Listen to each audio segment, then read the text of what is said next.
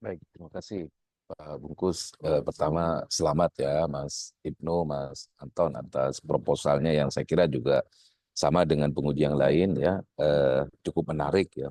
Nah, karena saya ditugaskan di sisi substansi, tadi metodologi udah aman lah ya oleh para ahlinya nih. Jadi mungkin saya lebih ke substansi, beberapa hal yang mungkin menjadi apa ya bahan diskusi.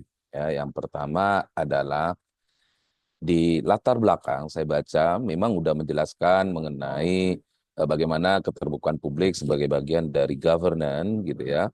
Tapi sayangnya saya belum melihat semacam fenomena-fenomena bagaimana perilaku-perilaku itu di tingkat daerah ya dihubungkan dengan kinerja daerah. Jadi cerita yang ada di latar belakang ini kan baru bicara mengenai apa mengenai keterbukaan informasi itu apa gitu ya, kemudian di konteks nasional gitu. Padahal Anda di judulnya udah jelas pembangunan kinerja pemerintah daerah gitu.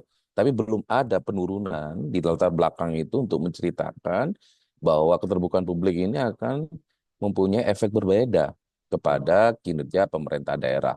Nah, oleh karena itu saya sarankan mungkin bisa dilihat ya apakah misalnya ada semacam ranking evaluasi keterbukaan publik daerah dengan kinerjanya ya yang dikeluarkan oleh apakah ombudsman atau KIP sendiri gitu. Jadi stylist fact dari konteks daerahnya harus ditunjukkan gitu ya.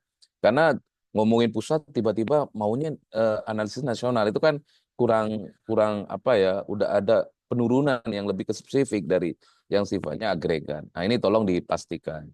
Nah, saran saya ya karena sebenarnya keterbukaan publik ini bagian dari tata kelola atau governance itu Kementerian Dalam Negeri ya di BKSDN itu saya pernah diundang, mereka punya tuh namanya Indeks Tata Kelola Pemerintah daerah, bahkan indeksnya cukup luas, cukup lengkap gitu ya.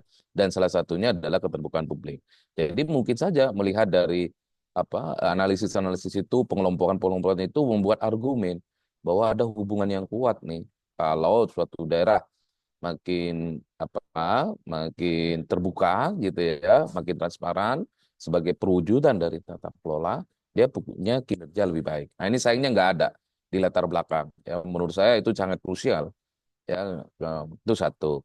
Nah, kemudian yang kedua itu berimplikasi kepada penurunan ya dari rumusan permasalahan yang ada.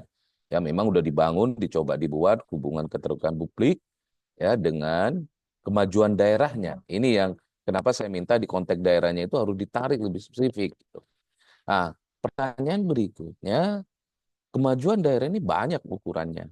Kenapa ujuk-ujuk langsung IPM dan ID? Kenapa bukan ukuran output indikator ekonomi? Ya, kemajuan daerah dilihat dari pertumbuhan, tingkat kemiskinan, ketimpangan, itu adalah indikator-indikator resmi malah yang digunakan di RPJMD setiap daerah sebagai ukuran kemajuan suatu daerah.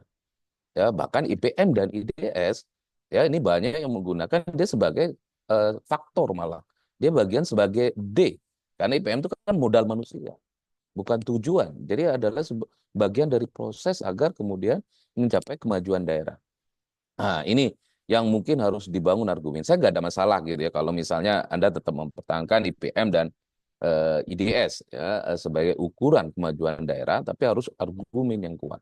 Karena di studi-studi yang lain dan itu sudah ditunjukkan di literatur Anda yang pertama itu justru directnya dari IPM ke apa arah yang lain gitu ya. Nah, ini kan Anda dari keterbukaan publik ke IPM, ke IDS gitu.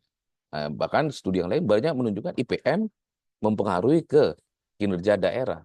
Atau IPM justru karena modal manusianya makin baik, human capitalnya makin baik, transparansi meningkat. Karena ada apa? Critical thinking dari sumber daya manusianya di daerah itu.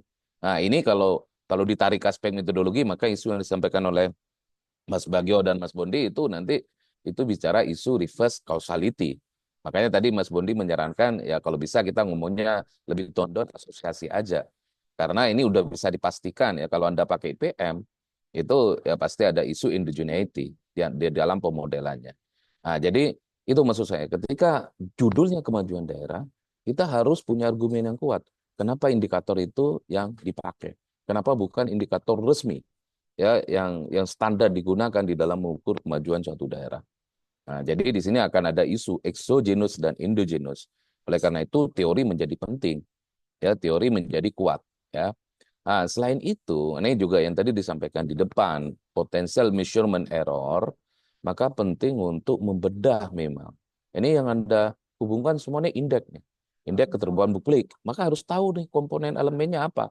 Jangan-jangan di antara X dan Y-nya sama, ada yang diukur sama, gitu ya. IPM itu kan jelas ada aspek kesehatan, pendidikan, ekonomi. IDS demikian juga, gitu.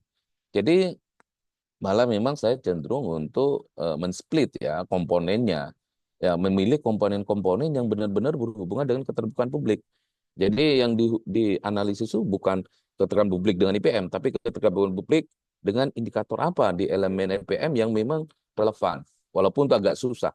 Kalau saya keterbukaan publik cenderung ke indeks daya saing, mungkin iya, ya, karena misalnya transparansi di dalam anggaran pemerintah daerah itu membuat calon investor tahu tuh, oh daerahnya mau bangun apa infrastrukturnya, mau ngembangin apa, sehingga kemudian dia punya kemauan untuk melakukan investasi. Jadi betul yang disampaikan oleh Mas Bagio tadi, penting Anda di depan itu cerita, memberikan pemahaman kepada audiens. Komponen dari indeks keterbukaan publik itu apa? Komponen dari pembangun IPM itu apa? Komponen dari IDS itu apa? Nah, jadi dari situ nanti akan bisa dibangun kerangka. Malah saya memang menyarankan kita harus punya kerangka logis dulu untuk bisa memastikan transmisi. Ya, bagaimana dari keterbukaan informasi atau elemen yang digunakan di dalam mengukur itu mempengaruhi ke elemen di komponen daya saing, the elemen IPM. Jadi mungkin tidak semuanya digunakan. Karena betul yang disampaikan Mas Bagio juga, ketika kita bicara sebuah composite index, maka itu kan saling mempengaruhi itu, saling menghilangkan. Dan jangan-jangan efeknya nggak kelihatan memang. Karena dia di suatu saat, di satu sisi dia meningkatkan elemen yang satu positif, tapi yang di sisi lain dia menurunkan, ujungnya apa? Netnya rendah. Dan kemudian berpotensi untuk tidak bisa mendapatkan informasi yang akurat. Jadi saran saya mungkin kalau mau lebih akurat ya, dengan membangun kerangka logis keterhubungan dari 3 IPM itu, pelajari elemen-elemennya, dan mungkin itu bisa menjadi basis di dalam pemodelan. Jadi kesimpulannya ya, jadi penting bagi penulis ya untuk memahami filosofi dan aspek teknis dari masing-masing indeks yang diukur. Jadi betul jangan ambil take for granted gitu ya. Oh ini udah, jangan, kita harus tahu. Itu satu. Nah, yang kedua ya tadi ketika bicara daya saing juga ini kita harus clear. Daya saingnya apa yang diukur? Ekonominya, tata kelolanya, SDM-nya atau apa? Padahal di konteks daya saing, kalau kalau bicara daya saing SDM, di situ ada human capital, ada IPM. Jadi antar elemen ini saya khawatir multi call-nya cukup besar juga gitu ya. Nah, oleh karena itu untuk menghindari bias di dalam nanti proses estimasi dan juga memberikan pemahaman yang utuh kepada audiens, penting untuk membedah komponennya dulu gitu ya.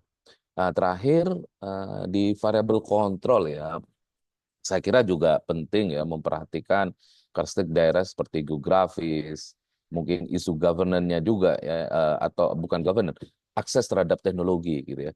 Jadi keterbukaan publik oke disampaikan, tapi daerahnya nggak ada tuh dukungan supply side infrastruktur teknologi, sehingga ya mungkin dia nggak bisa optimal dibandingkan daerah yang ada di Jawa gitu. Jadi aspek geografis itu menurut saya juga sangat krusial untuk mendorong suatu daerah bisa punya kinerja pembangunan yang baik melalui transparansi, melalui keterbukaan publik.